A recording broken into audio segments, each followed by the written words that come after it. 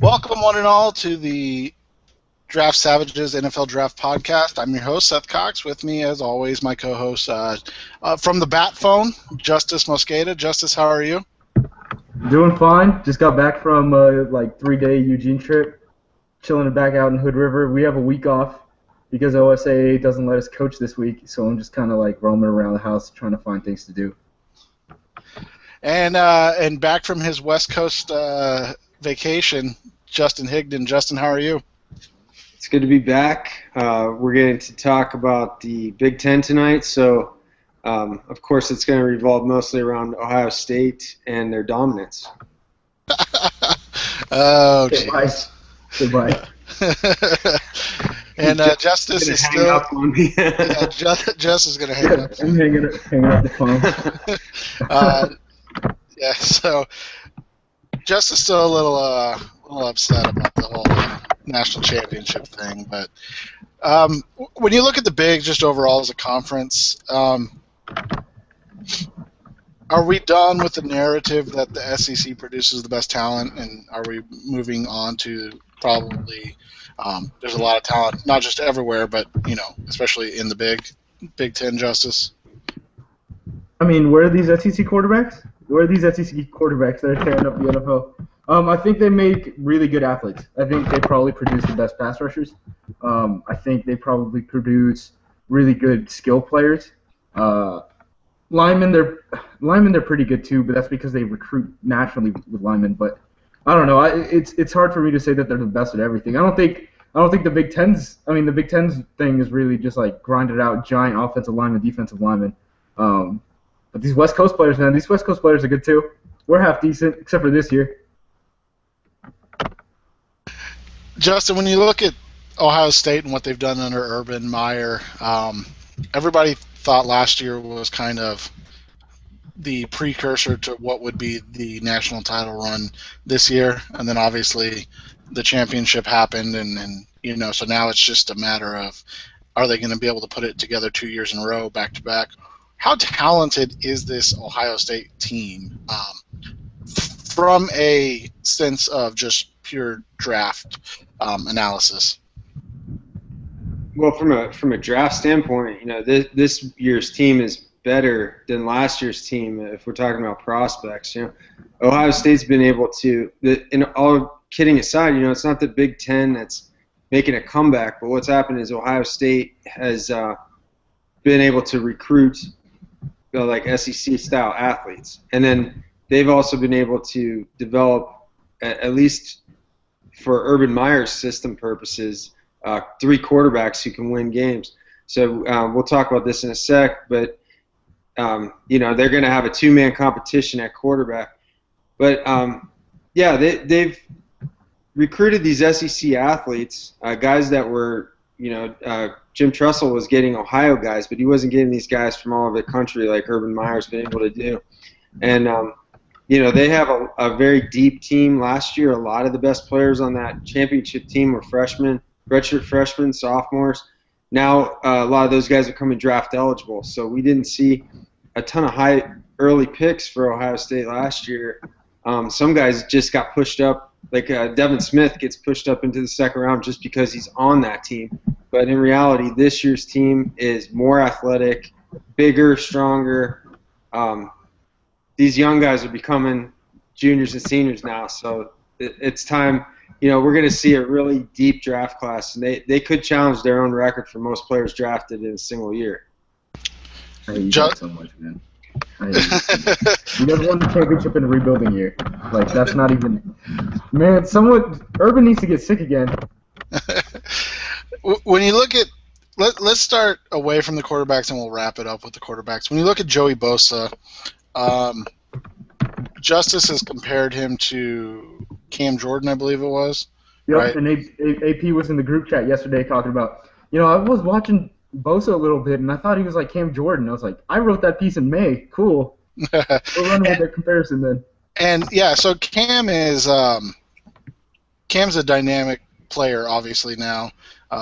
He was drafted, I think, 24, 25, somewhere in that mid-20s range by the Saints 4 or 5 years ago. And you pose the question, and I think that's where comps get confused a lot. You pose the question, if he was to come out now, Cam Jordan, he'd be a top 5, 7 at the worst prospect. Same with J.J. Watt. I mean, Watt went 11 to Houston. Watt is going like negative. Watt is going like negative 500. Yeah. So you look at where Watt went, and not to compare Bosa to Watt, like that's obviously way too high of praise for any prospect at this time. But when you look at it and he gets a Cam Jordan comp, that's saying a lot because Cam Jordan's one of the best edge players in the NFL. Do you think that's fair, or do you think people are going to, because it's not a J.J. Watt comparison or a name that everybody knows, it's going to hold or upset people, Justice? Well, I don't know. I mean, before we got on air, I was looking up old Marcus Hunt's tweets because it came up in the young kid group chat, and I was pulling them up, and people were talking about how he's J.J. Watt. So, I mean, we kind of get reckless out here with all, these comparisons and things like that. I think if you know you're getting a guy who's going to be what Cam Jordan is now, and you're getting him in his youth, and you're getting him without having to pay him that huge contract, I think he's worth the top 5 pick. I mean, I don't think Bosa's the greatest guy. I don't think he can really bend the edge. I think he has amazing power.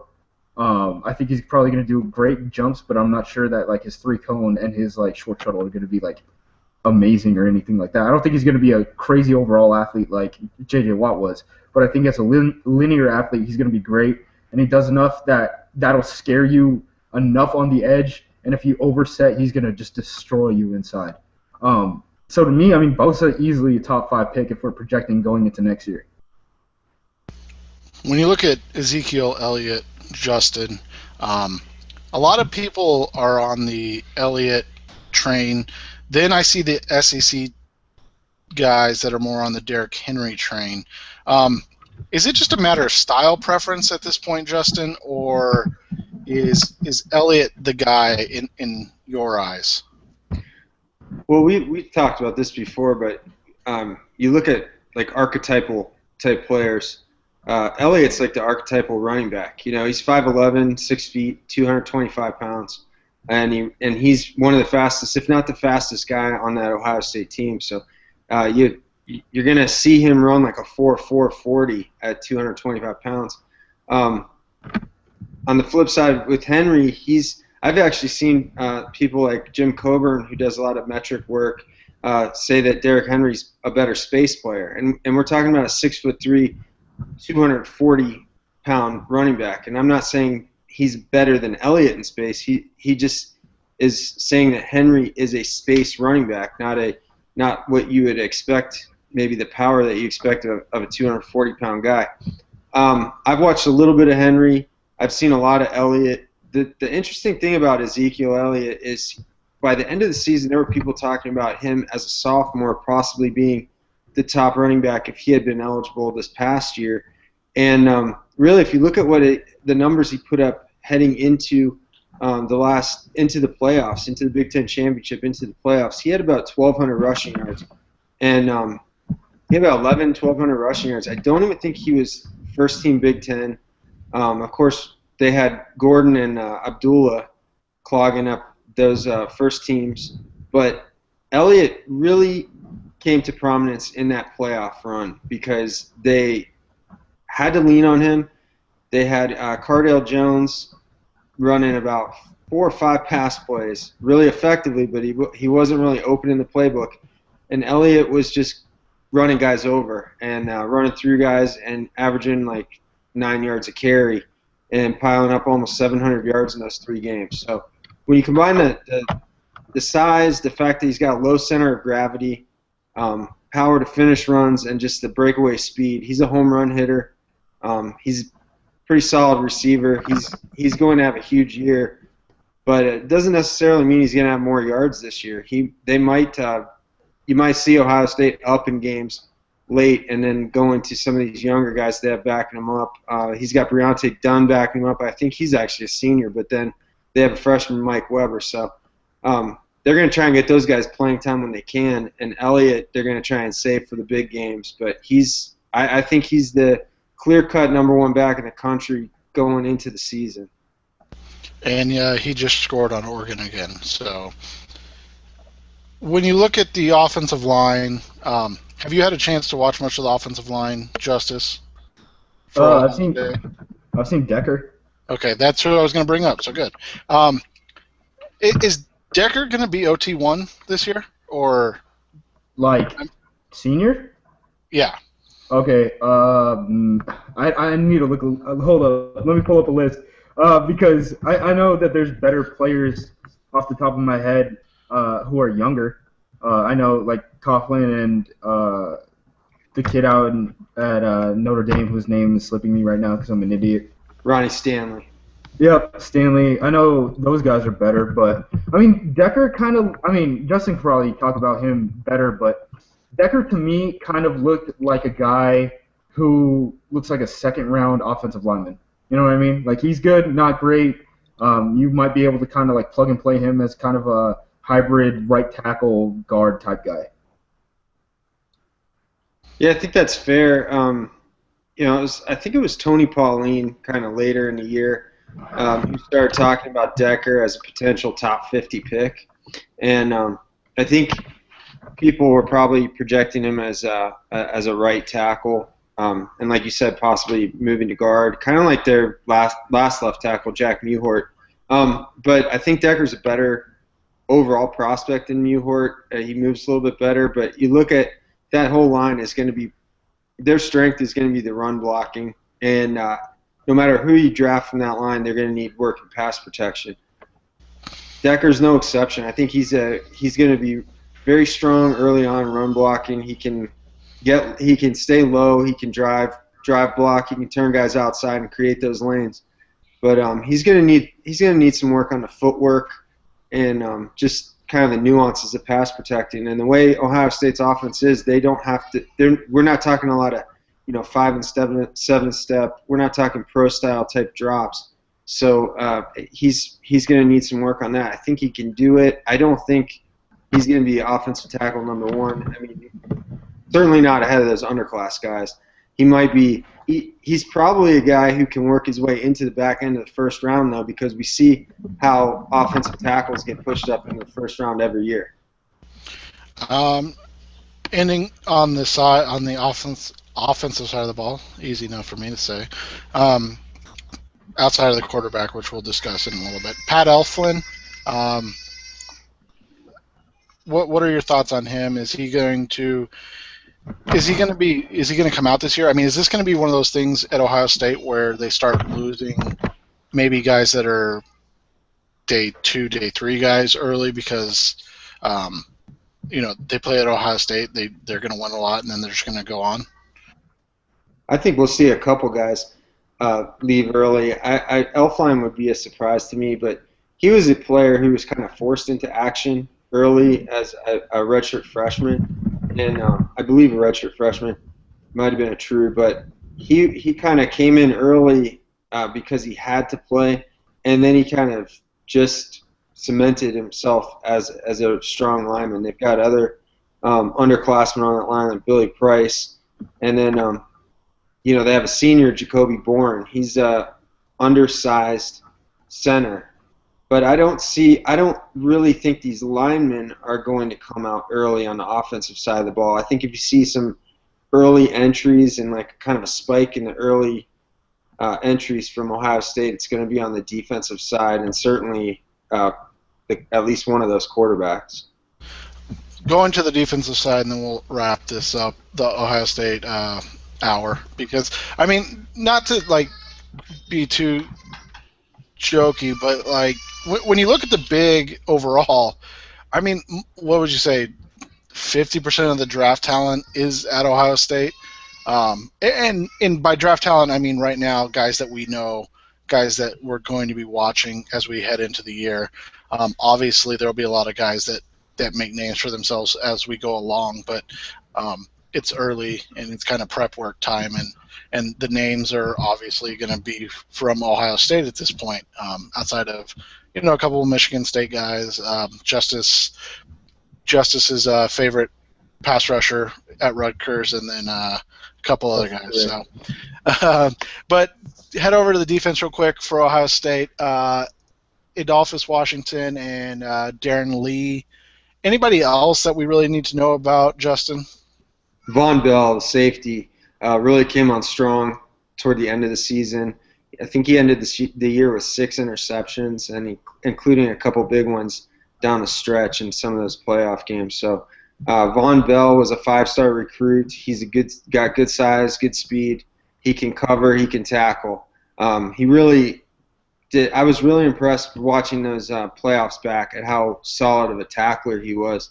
And we know that safeties, like I mentioned with offensive tackles, safeties is another positional group that gets pushed up because people perceive there to be those classes to not have depth later in late rounds. So where you can get a receiver, a running back later in the draft, you kind of have to go up top early to get a safety. And I think Vaughn Bell's a player who could go early, even though he has another year of eligibility left after this. And, of course, going back to a guy you mentioned, Darren Lee, he's only going to be a redshirt sophomore. He's another guy I could see leaving early, although I think it would be a bit of a surprise. It's always a little bit of a surprise to see redshirt sophomore leave early. Let's go to the main topic that everybody wants to talk about, and we'll start with Justice on this. We've talked about it before. You're kind of a prototype quarterback guy. So when you look at JT Barrett and Cardale Jones, you're probably more in the Jones camp. Is that correct, Justice? As far as an NFL prospect, yeah. Yeah. Yeah, so, but it wouldn't surprise me if Barrett took that job. So when you look at what Jones did over the last 3 games, obviously he's going to come down back to earth. He's not going to be able to keep that up over, 12, 13, 14, however many games Ohio State ends up playing. But what are realistic expectations for him for this year? Man, if he can get something, if he can become more consistent and he can start hitting that deep ball on point, like a lot of things you see are like Cardale hits the deep ball and he scored touchdowns and stuff, which is true. But if you look at how they were scored, Devin Smith's really fast, and Cardale kind of underthrew a lot of those, and Devin Smith just had a lot of space to be able to turn around and make a play on that ball. A lot of those deep passes were kind of how A.J. McCarron got deep touchdowns with Amari Cooper. But I think that Cardale Jones is significantly better than A.J. McCarron. Shouts to people who told us like A.J. McCarron was going to be a first-round pick and stuff like that. You guys should leave Twitter. But I think Cardale's peak is more of a efficient player than like tools. Like it wouldn't surprise me if he doesn't have the strong, like when you run the gun on him at the combine and stuff, if he doesn't have the strongest arm. And it wouldn't surprise me if he ran like a 4.840 instead of like, I don't know, whatever people think he's going to run. Like he's more of like a, people say Ben Roethlisberger all the time, but he's the only fat quarterback, so I don't know what else we're supposed to do. So he's kind of got like that kind of build, but he's still mobile. Like he can still like truck someone, and he still can be like a tree in the pocket. Overall, I just think like we need to be more worried about how he works as an efficient passer than we need to be stressing how good his tools are. At least in my opinion. I don't know. Justin can talk. Yeah, I think you made a good point with that because, and that's why I think JT Barrett has a really good chance to win the job. Barrett was that efficient passer. He was that guy who could run the whole offense. He was the guy who could take pressure off Ezekiel, Elliott. With Cardale, you're talking about those deep passes. And when I watched Ohio State's spring game and Cardale was the only healthy quarterback, they really just emphasized throwing those deep passes. And he was just kind of throwing it up there, letting his receivers make plays. And they're trying to see which receivers are going to be those playmakers this year. They've got Michael Thomas, who's a redshirt junior. He's going to probably be a early round draft pick next year. They don't really know who's going to take that Devin Smith role, though. And they were kind of testing different guys out with Cardale at quarterback. But really, Barrett is the guy who's more versatile as a quarterback, who can run more of the offense. He also rushed for almost 1,000 yards. Neither one of those guys, like you alluded to, neither one of those guys has great foot speed. I mean, Barrett might be a 4.8 guy. Jones might even be slower than that. But they can run the offense, and they can make teams pay with their feet. They're athletic enough to do that, and with Jones, he's just big enough to truck guys. So I think that is a key on who's going to win this competition. Cardale Jones seems like the better NFL prospect, looking at the height, weight combination and the arm strength. But Barrett might actually be the better college quarterback, and that could weigh heavily in the decision. But that being said, I expect both of these guys to play quite a bit this year. I think it'd be hard for Urban to keep both these guys on the bench, and I do expect with some of the games that they have early in the year, like Hawaii, some of these lesser Big Ten teams, that they'll have opportunities to get both guys in the game. Yeah, let's not forget that this is Urban Meyer, right? Like, people talk about how even back then, like, people saw Cam Newton have the potential of Cam Newton, and he still played Tim Tebow. And even then, I mean, you go back even further than that. I mean, Chris Leak started over Tebow, right? And Chris Leak was just that, like, he's a college quarterback where Tebow had the tools. So, I mean, like you said, like, it wouldn't surprise me at all if JT Barrett takes the vast majority of the snaps for Ohio State this season.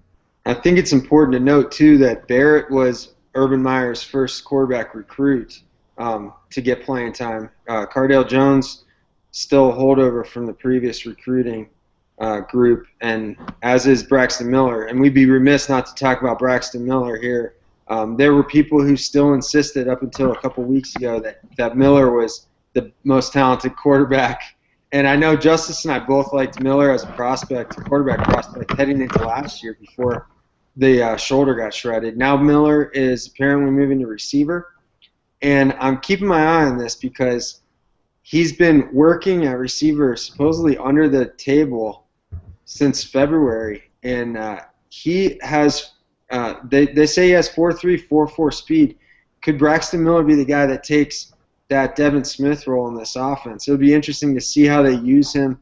They've said that they're going to use him more in like the hybrid role, which was the Percy Harvin role, but I'll be interested to see if they send Braxton deep. Summer practices are going to be big as far as how they incorporate him, because in reality, he's learning a new position on the fly here, and the reality of it is that he just might not play that much this year. Braxton's built different than Percy. Yeah, but he definitely is. I mean, he's about 6'1.5", 6'2", and 215. He seems to be kind of on the thin side, but he is a burner. Everybody that follows the team and covers the team has talked about how he will give Elliott a run for his money as far as fastest guy on the team. I know Josh Norris was tweeting out some vines of Braxton running as a quarterback, and he's really, really elusive. I mean, 2-time Big Ten Player of the Year. I'm really anxious to see how they use him, because I wasn't sure what they were going to do with 3 quarterbacks. Now that they're down to 2, I have a pretty good feel that they're going to play both of those guys. And I really hope Miller is able to force the issue and get on the field and get back into the talk of being a draft prospect. Anything else on Ohio State since that's been 30 minutes? Screw them, burn the whole state. All right. Justice. Burn the state, too. Yeah, That's Justice has no love. All right. Let's go to the next big question, and that's, is Connor Cook any good, Justice? No.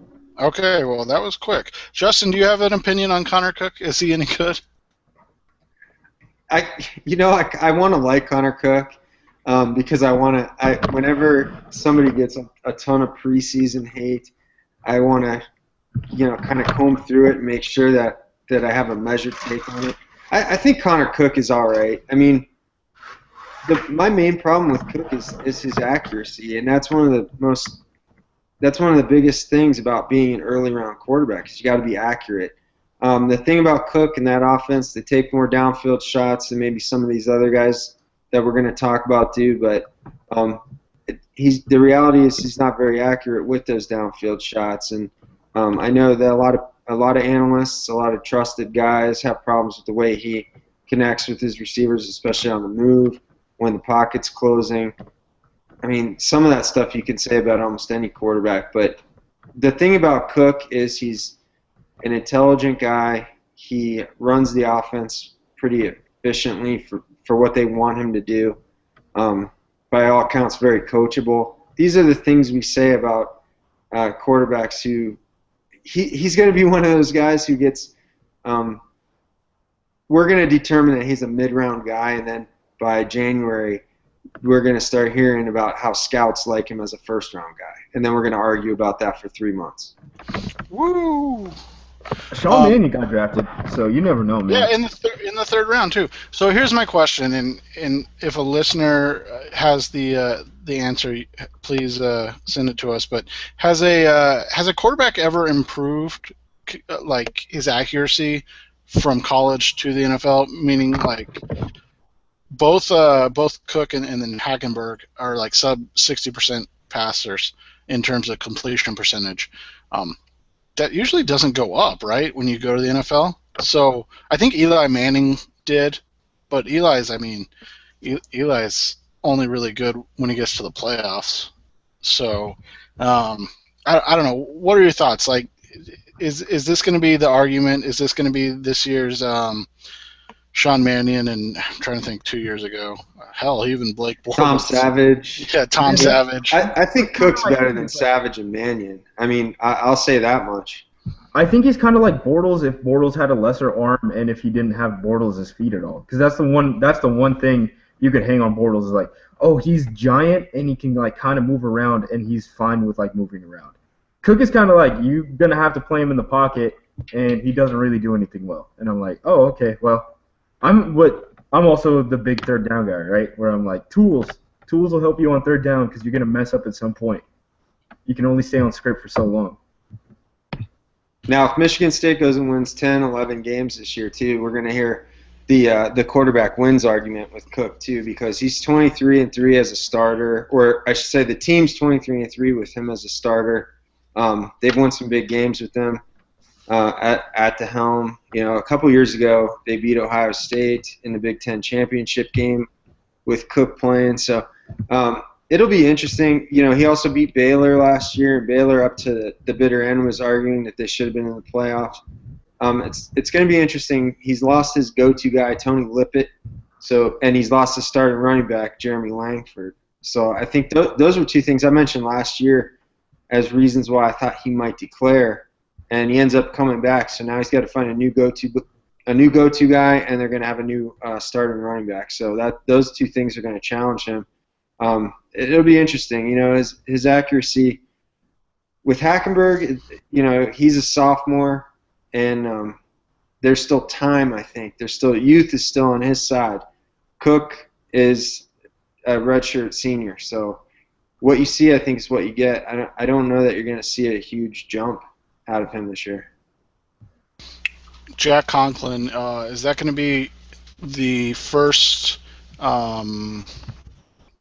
tackle to guard conversion talk guy, or do you think he's a left tackle in the NFL, Justice? Oh, I think he's a left tackle. He played against some really quality guys out there at Michigan State last year. I'm not really worried about him in that way. I mean, you watch him against Oakman in that bowl game, and really the only time Oakman gets anything on him is when Oakman punches him in the neck before he starts making his moves. That's a good move. Yeah, that's why they made it illegal. Yeah, I mean, I'm not too worried about him. I mean, he was a guy that man, what was it? Probably like a month and a half into the season, people started being like, there might be like a top 10 pick at Michigan State playing left tackle, and he's a sophomore. And some people were making the case that he was the best offensive tackle in college football. So, I mean, to me, that's not a big thing for me. I think he's going to be fine. I think he's probably going to be a first-round pick. I'm not sure if I'm cemented in top 10 camp, but it's hard to tell with, a sophomore offensive tackle when offensive tackle is a lot of consistency, and you see a lot more film off that. I think he's going to kind of be Riley Reif for me, where I'm going to want to move him, but he's probably going to be a fine left tackle in the NFL. That's how I felt about Reef. I'm like, if you get him at right tackle, he's going to be really good. If you put him at left tackle, he's going to be successful, but I don't know if he'll ever live up to the draft billing. That's how I feel. You have anything on Conklin, Justin, that you want to add? Didn't Conklin do a pretty good job against Bosa, but then he really had a hard time with Randy Gregory. So there's things to work on, and Seth, like you said, consistency.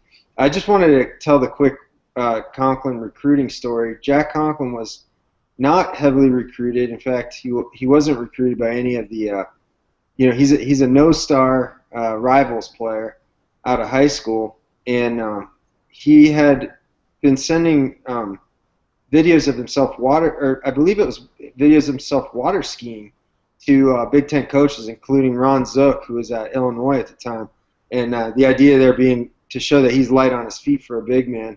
And then he went to a junior pro day camp at Michigan State, and that's when they decided they were going to offer him a scholarship. So he really flew under the radar. It's one of the interesting recruiting stories I've come across this summer, because when you look at him, you think there's no way this guy should have gone unrecruited. That's just a big miss, I think, by the recruiting analysts.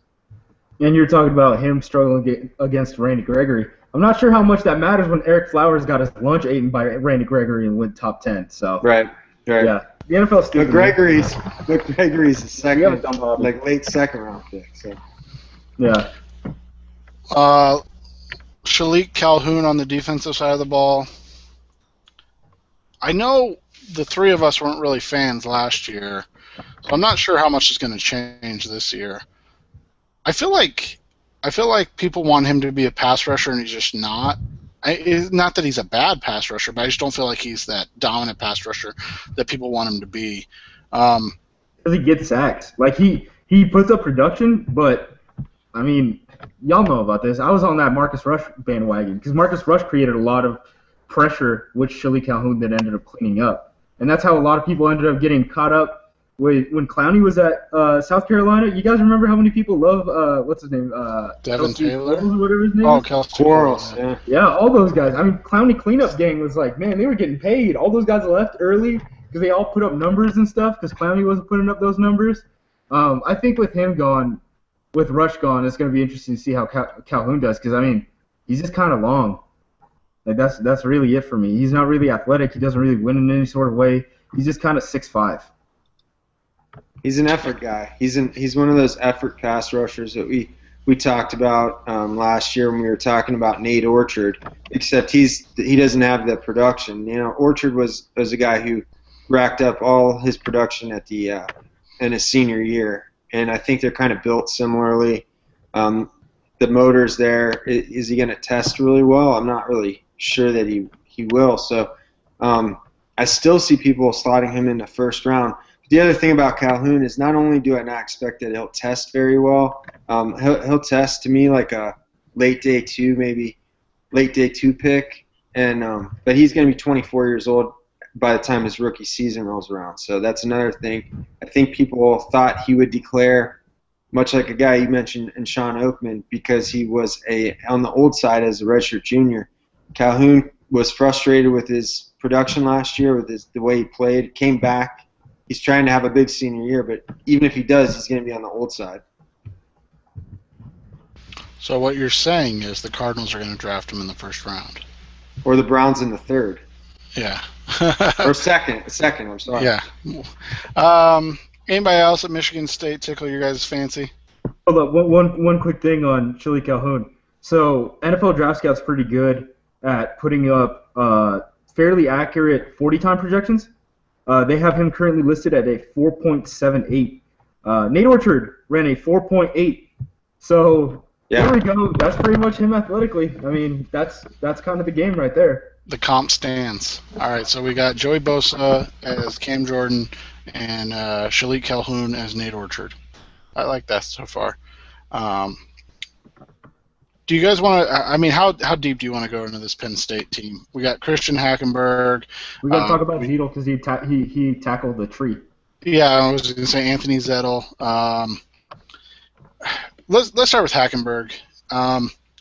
He's getting torn apart by everybody right now. PFF most notably. Pro they're Football just Focus has crushing done him. a lot of work on him and how terrible he is. Here's my question, and I'll pose it as twofold. One, do we care that he doesn't have to come out this year? And then two, if he does do well, do we take into account freshman and junior year, or how heavily do we weigh that sophomore slump? And Justice, you can start because you're the quarterback guy. Man, the thing about him is I was talking to Eric Stoner about this because Eric Stoner badly wanted to write a piece about these quarterbacks, and then he started watching these quarterbacks, and he's like, "Oh my God, everyone's is horrible." And then I finally got him to watch Hack, and then he was like, the thing that stuck out to me was he's not good, but he doesn't make his team better in any way possible.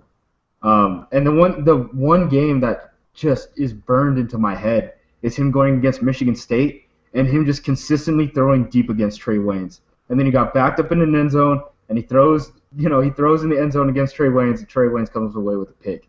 And it was just building up to that. The whole game was kind of just building up to that, where you keep testing this freak athlete that you can't beat, and you keep testing him, and then it comes down to crunch time, and you throw a pick. As far as him staying in, we were hearing rumors about him potentially transferring halfway through last season. I don't think that he likes it really feels like he was there for Bill O'Brien. And Bill O'Brien's gone now, and it's this whole – you watch the difference between what the offense looked like his freshman year and sophomore year, just the design of how they try to get the ball around, and it's completely different. I don't think that he's really trying to stay in State College for too long.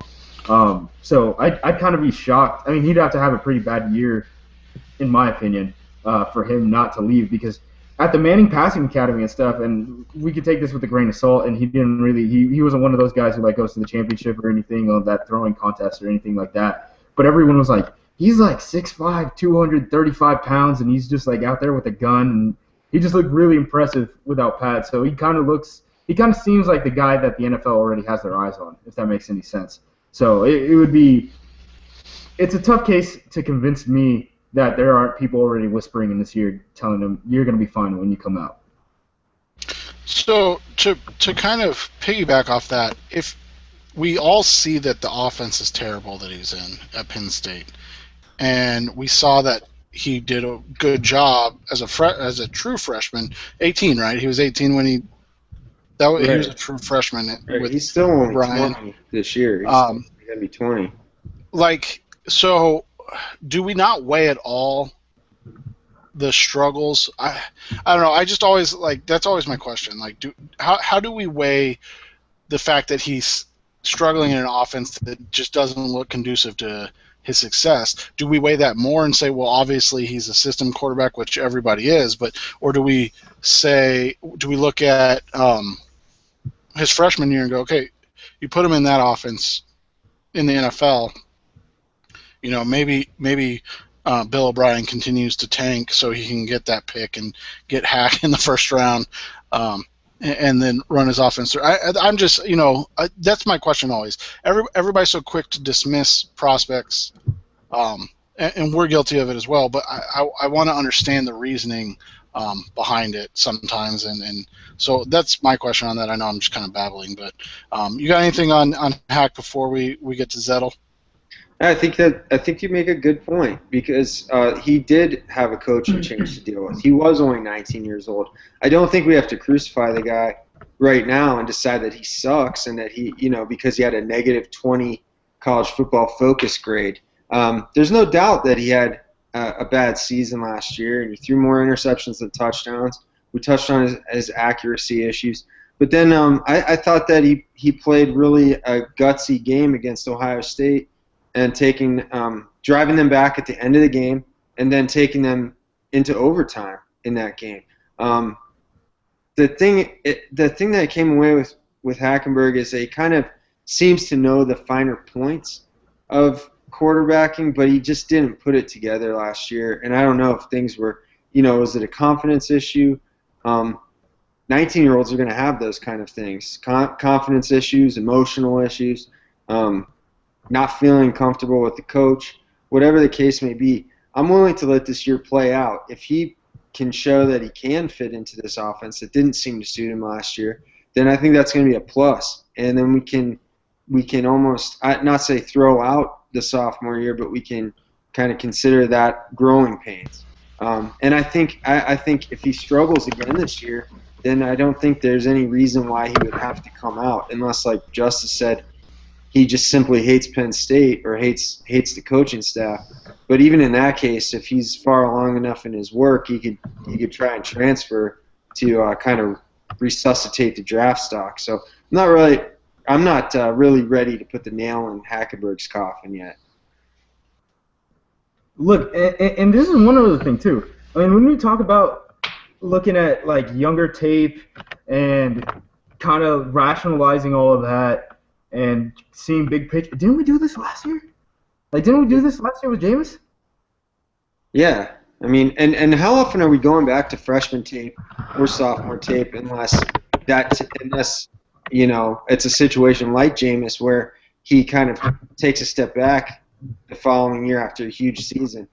A lot of times we're just doing the what have you done for me lately thing, and in that case, if Hackenberg, you know, does rebound and has a good year this year and feels more comfortable, then that's what people are going to be talking about. They're not going to be harping, I think, for the most part, especially NFL scouts. They're you know, there's going to be those few holdouts, but a lot of them are going to say, look, see, I told you this guy was the real deal. He just needed time. What the hell do we think of Anthony Zettel, Justice? I mean, he looks semi-forcey, right? Like, but he plays defensive tackle, but he's only 275. Like, what do we make of him? Well, I think I tweeted out like last October when I talked to a team scout, and I asked him, you know, all right, is Bosa the guy that, you know, everyone's going to compare to Watt? And he's like, Zettel might be that guy. And I was like, who? And then I went back and looked. I don't know. Nick Page has written about him a couple times. He's good, but he's not great, and he's kind of a tweener. Like, you can't, like, right now, are you okay with him playing 5-tech? Are you okay with him being a, you know, an even front defensive end? Are you okay with him being an under tackle? I really don't know where he plays. So body development's kind of going to be a big thing for me, but, I mean, if Penn State's fine with him at what his size is, they're probably going to let him cook. Because their issue defensively isn't Zettel. They probably have other things that they need to worry about more. So they're probably just going to let him do his thing. So I don't really know how I feel about him. I mean, you look at him, and right now he's probably a mid-round developmental defensive lineman. But he could be much more if someone kind of lights a fire under his ass and takes him in the right direction. Trying to figure out this Watt comp for Zettel, and all I can figure out is that he does a good job batting passes at the line of scrimmage, but he's not that type of athlete. And I think he's a very good player, but he seems to be that athlete. I think he's like borderline good athlete. He's got some good. He's a player who's got some good draft breakdown cut-ups out there right now, so that's helping him in the internet community for one thing. But you know, I watched 2 Penn State games recently. One game he stood out. The other game I didn't see much of him. So I'm interested. He's definitely one of the top guys that if I'm looking at Penn State, I'm talking about Hackenberg and Zettel, and then we're going to have to stumble across some guys as the season comes on, as some other guys emerge. Let's go to Rutgers so Justice can finally talk about this guy. God, his name's even escaping me right now. What's his name, Justice? Remind us. His last name is Toure because I can't say his first name. Kimoko Toure. Kimoko, yeah.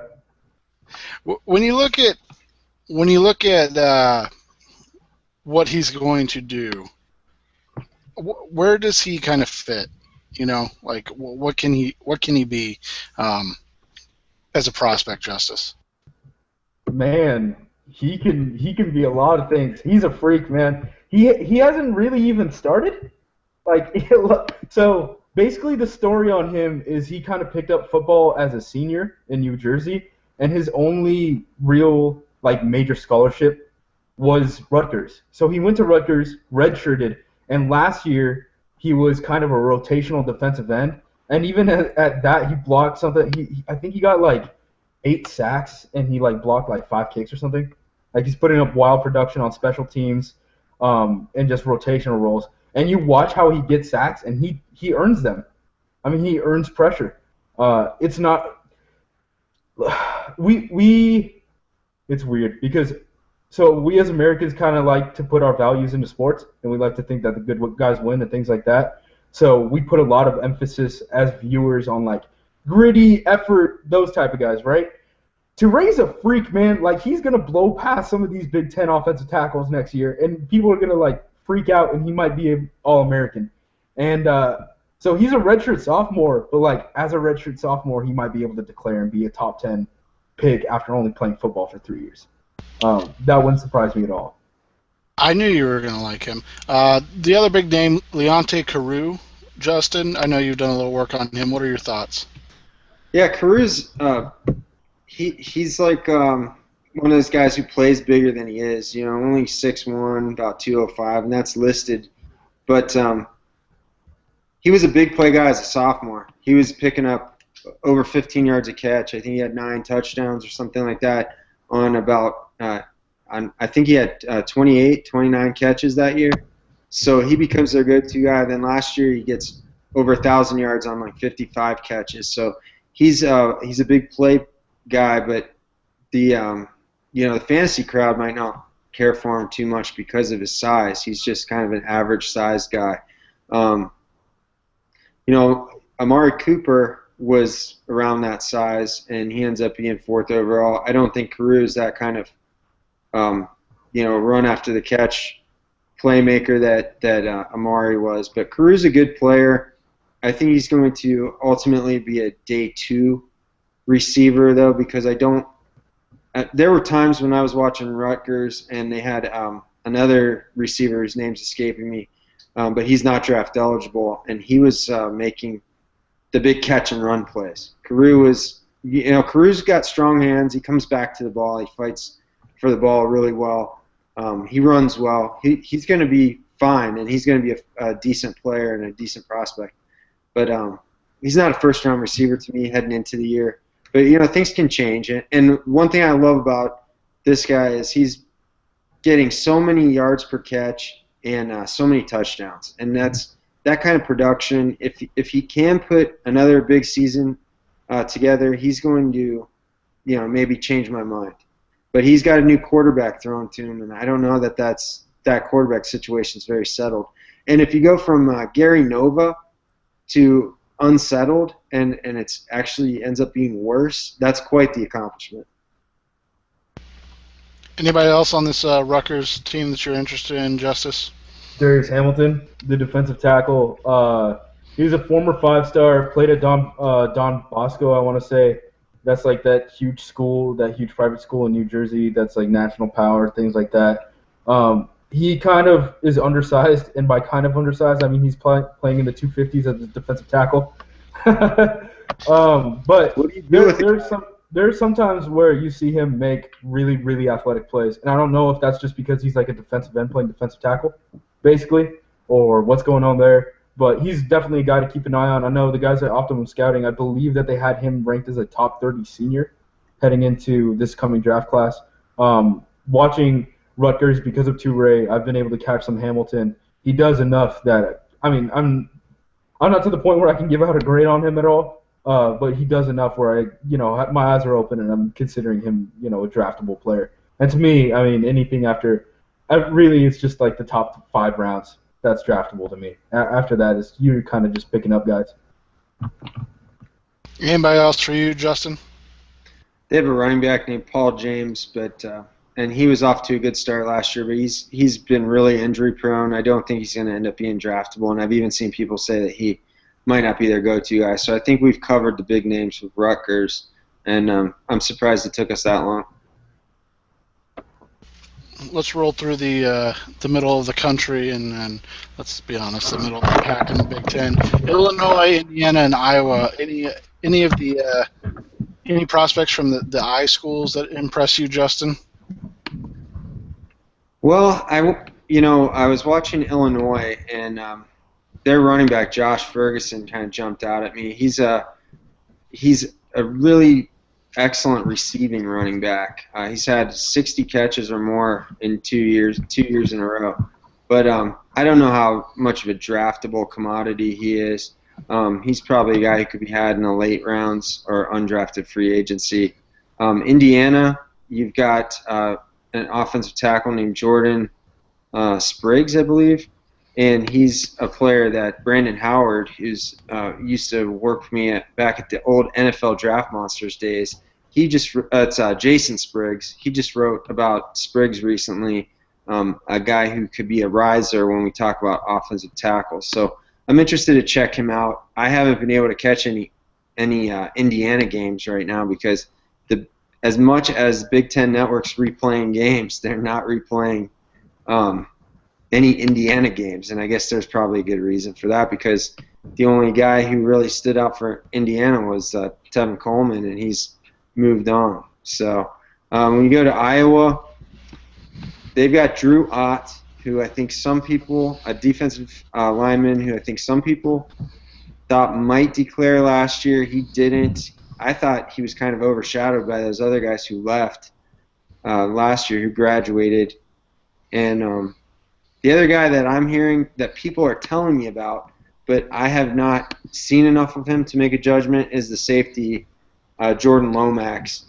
He was their leading tackler, I think, out of the defensive backfield. So these three teams, I think Iowa, they're like a 7 or 8 win team.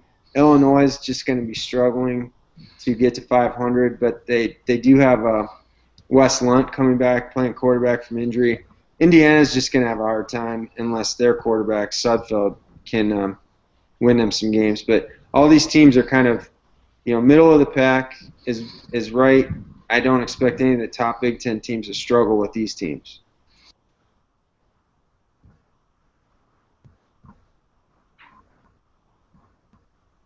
Oh, what up, Seth? You wanna turn on your mic?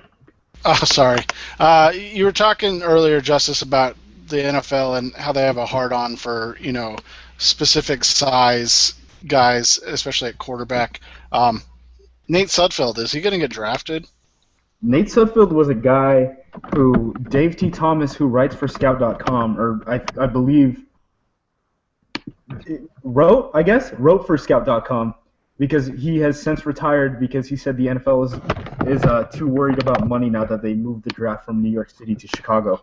And he worked with the NFL for about 30 years, and I believe he sends out his like official scouting thing to 28 of the 32 teams in the NFL. He's probably, him and Tony Pauline are the two guys that I look at and I'm like, okay, these are the most plugged in guys as far as gauging how the NFL feels about a guy. Right? Like, not necessarily being right, but how the NFL feels like about a guy. And he had Nate Sudfeld ranked as a first-round quarterback heading into last year.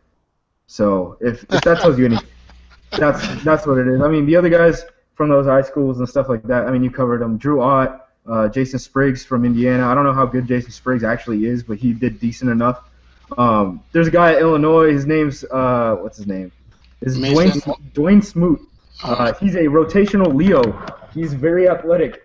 He also only got 2 sacks last year, and he played on the bench. Played coming off the bench. So that might be like a guy who I'm like, hey, I get to brag about that. Or you won't remember him at all. So I'm taking my shot. Maryland, I sometimes, I'm not even joking, forget that they're in the Big Ten. They got all that Under Armour flash, man. Yeah, well, when I was doing this, I saw you guys all talking about your boy from Rutgers today, and I'm like, oh, good, we can talk about him tonight because Rutgers plays for the Big Ten, right? Oh, wait, let me go check that because now I don't remember. So yeah, Rutgers and Maryland, I always forget. I mean, honestly, again, Maryland, we don't have to really spend a lot of time on this. Anybody intrigue you, Justin? Maryland has a junior cornerback named William Likely, and Likely was he was a let me check this out because I want to get it right, but I believe he was a first team All Big Ten last year, and he's their return man, and he's a cornerback. He had 6 interceptions last year, and he returned 2 of those for touchdowns. He also had a punt return touchdown, a kick return touchdown. but there's a huge problem in not only is he a junior, which doesn't stop corners from coming out, but likely is maybe 5'6". They list him at 5'7". I've heard people say he might be under 5'6". He's about 175 pounds. He's going to be a real. I know when I was talking about him, because I was really impressed with the way Likely tracks the ball, covers, tackles, obviously returning kicks. The guy very much stood out to me. When I tweeted about him, Dane Brugler said he's going to be a very interesting test case because of his size. For some people, he's going to be undraftable, especially if he measures under 5'6". Then you're talking about a kick returner only at the next level probably for most teams. And it's a shame because the guy can really play. He really is their best player. And, I just hope he can grow an inch, get to 5'7", 5'7.5". Maybe he can be this year's Sanquez Golson. But he's that kind of ball hawk. He has that kind of coverage skills.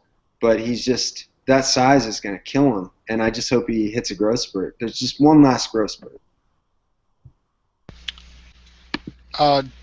When you look at Michigan and what they have, is it really just the name's Wayne Lyons? I want to make sure I got that right. The Stanford transfer, and that's it? I mean, do they have anybody else, Justice? Man, I'm trying to think off the top, because I was thinking about Maryland's kicker. Shouts to Maryland's kicker who won the Lou Groza Award over Roberto Aguayo, who's the only kicker whose name I actually know in college football. Yeah, I mean, other than that, and he's a transfer, and he didn't even really, turn up for Stanford last year. So, I mean, that's a rebuilding case. They got that. Is O'Korn playing yet? I don't even know enough about Michigan to know who their quarterback is. Is O'Korn playing at Michigan right now? Does he have eligibility to play this year?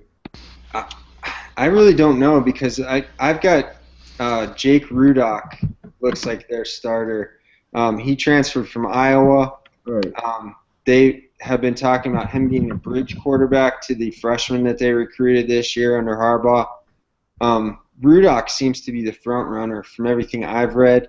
And so I specifically watched a couple Iowa games to get a look at Jake Rudock. And for a second, I was talking myself into, he's a game manager, undrafted free agent type, and then he would make just a terrible decision in the red zone, throw a pick in the end zone. So, are we even sure Wayne Lyons is that good? Because he didn't do anything for Stanford, really. Yeah.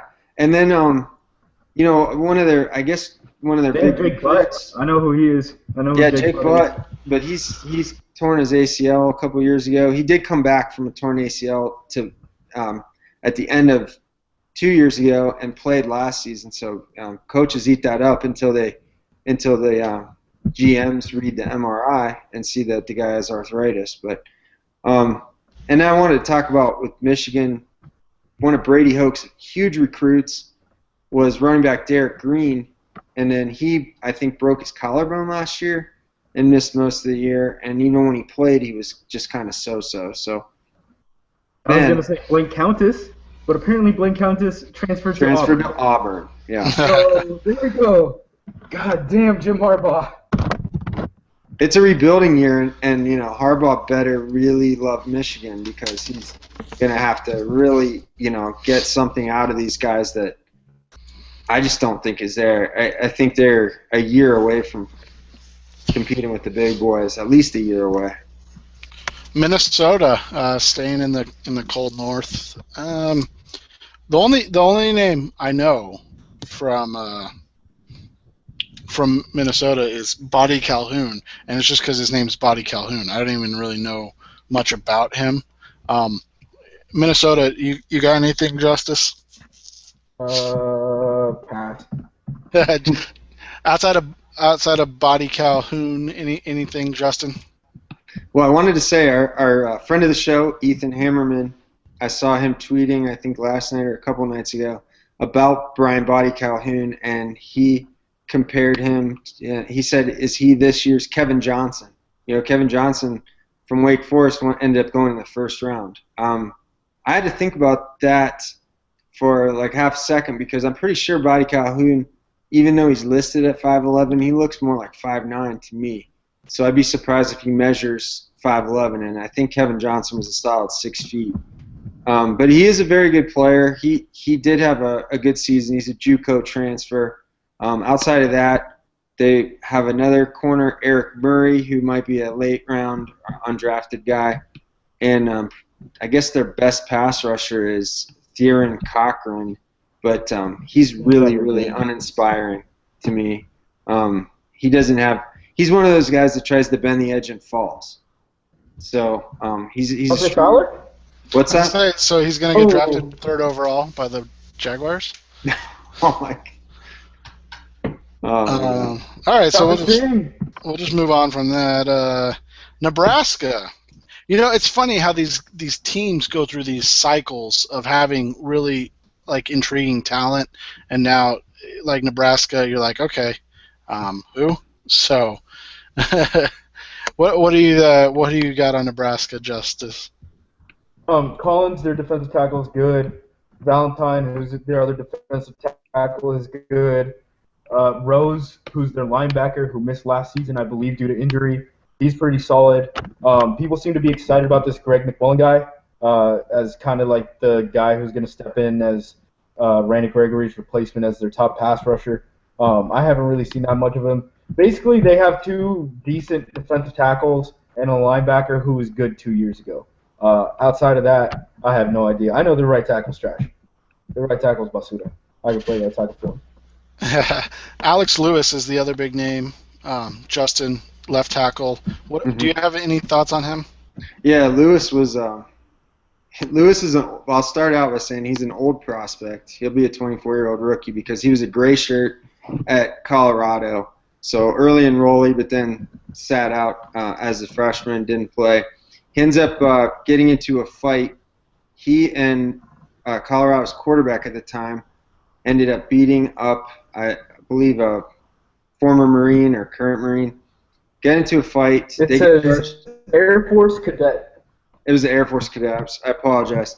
But they beat the guy up pretty badly enough to be charged with a crime, badly enough that Lewis was transferring and Nebraska was holding up the transfer to make sure that he wasn't going to do some serious time. So he ends up taking a plea, I think doing a short stint, and then becoming their starting left tackle. So I actually watched quite a bit. For whatever reason, I've seen quite a bit of Alex Lewis, and he's decent. He's decent. He's a good athlete. He's got a mean streak, which that's regardless of the fighting. But I liked the way he played in the run blocking and his feet. He's got good feet, so I think you can really develop his pass protection. I look at these guys, make sure they can move, and then I think you maybe help them along with the pass protection. But Nebraska's got a funny passing game up until we'll see how they are under the new coach, but he wasn't really tested in pass protection, so that'd be interesting to see if he takes that step. But he's a mid-round guy to me. I probably spent too much time watching him and talking about him already. Northwestern and Purdue. Northwestern has an H-back, I know, but he's like 6 feet tall. Like, I don't know. Can you be an H-back, or do you have to move to fullback in the NFL? Aaron Hernandez type. No, he doesn't stab and shoot people. Yeah. Allegedly. Sorry. Yes, allegedly. Purdue? Anything? Anybody? I guess the only name I want to ask about for Purdue is David Hedeline, another tackle, but he's only 6'4", so like he's not going to play tackle in the NFL. But he was pretty good, wasn't he? I'll let you take this one. I didn't watch a ton of them. That's why I'm saying. That's why I'm asking, because like anytime a guy that is like not from this country and then ends up as a starter, even if it is at a program like Purdue, it always makes me like watch him, and like I don't know, he's just super undersized. I think that's what my question is like where's he going to play at the next level, because he's only 6'4", under 300 pounds. So basically, he's a center in most programs, but since it's Purdue, he's probably their biggest offensive lineman, so they just put him at left tackle. But I'm always interested in guys like that, so that's why I was curious if you got to see him at all. Really haven't. The only guy from Purdue I wanted to mention was they have a receiver, Danny Anthrop, and he was having a big year. Really quick guy, and he was a really strong run after the catch guy. He's averaging about 16 yards a catch. I think it was through about 8 games, and then he hits and tears his ACL. So he's going to be coming back from that. We'll see how he comes back, but he's a senior, and I think he's probably their best. I know they have another receiver, D'Angelo Yancey, who people are talking about, but that guy only had about 12 catches last year. So Anthrop's the guy who I think really made their offense move, and that was, a tall order. They just aren't a very good program right now. All right, well, we'll wrap this up with Wisconsin. Another year where it's mostly offensive linemen and a running back. What? They have a quarter. I said, surprise! They found a quarterback yet? I know, right? Do you have an opinion on Corey Clement Justice at all? No, I know who Dan Volt is. He's their center. He's fairly decent. I don't have a full grade on him yet because I haven't really watched interior offensive linemen too much, but he seemed like a guy everyone was excited about, and from what I've seen and from what I remember from watching Melvin Gordon and stuff, that kind of checks out. And their right tackle, whose name I'm forgetting, the Giant, last year. I mean, he pretty much looks like what people were talking about, which seems to be kind of like a mid-round-ish center. Are you talking about Tyler Mars? Mars is the left tackle, actually. Okay. Yeah, because Havenstein was the right tackle. Right. Yep, Havenstein. Yep, Frankenstein. Justin, you have anything on Clement? Like, where does he fall in this running back hierarchy of that, where there's a lot of good running backs that are going to be coming out next year? Yeah, I wanted to kind of chalk Clement up to being a system guy, but then I watched him and I was pretty pleasantly surprised. He had really quick feet once he got to the second level, and the thing with Wisconsin running backs, though, is they seem to get to the second level so easily because of the way their line blocks for them. One thing that stood out to me was that Clement already seemed like a more polished receiver than what Melvin Gordon was going into last season.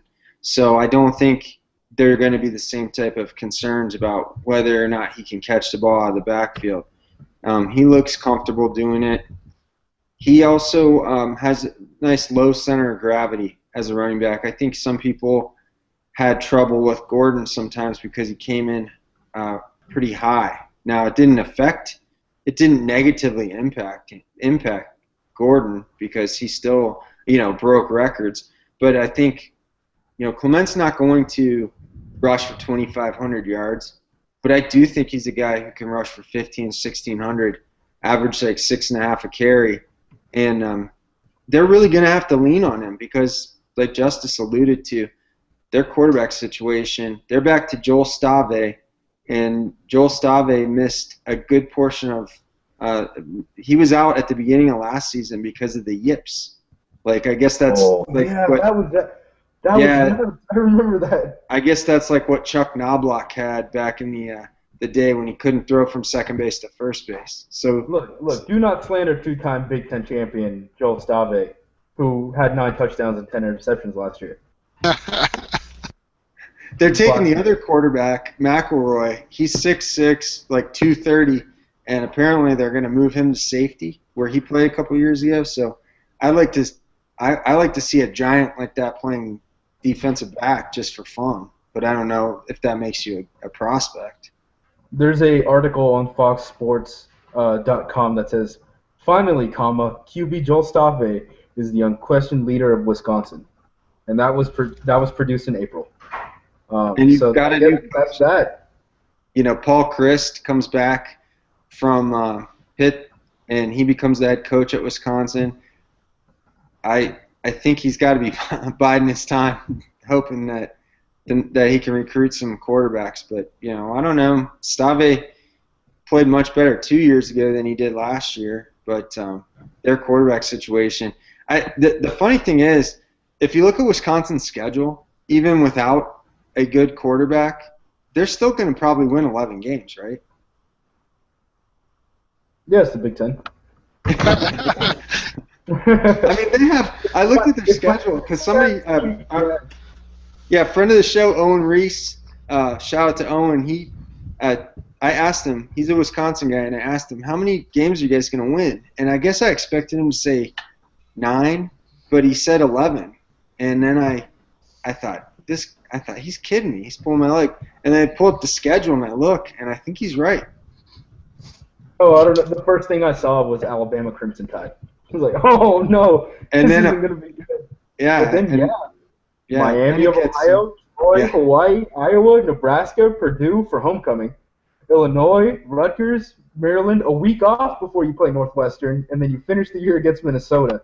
Yeah, they don't play Michigan State. They don't play Ohio State. So, if they end up, they're not going to see Michigan State at all. If they play Ohio State, it'll be a Big Ten championship game rematch. They're not going to even play Michigan, where Harbaugh would get a chance for an upset. They just have almost a breeze into that. The hardest team they go against is like Rutgers or Iowa. Yeah, and I mean, we talked about Iowa. They don't have a quarterback either.